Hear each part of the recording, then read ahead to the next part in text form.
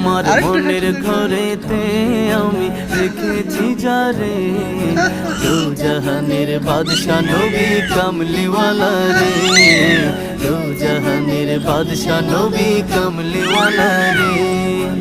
আদি পিতা আদম যখন মুসিবতে পড়ে, ওদের নবীর উসিলাতে আল্লাহ কবুল করে।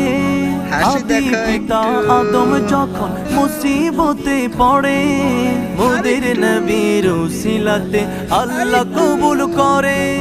সাকারাতের বিছানাতে দেখা দিও রে, দু জাহানের বাদশা নবী কামলিওয়ালা রে, দু জাহানের বাদশা নবী কামলিওয়ালা রে। আমার মনের ঘরেতে আমি রেখেছি যারে, দু জাহানের বাদশা নবী কামলিওয়ালা রে। বলে যাবেন, বলে যাবেন।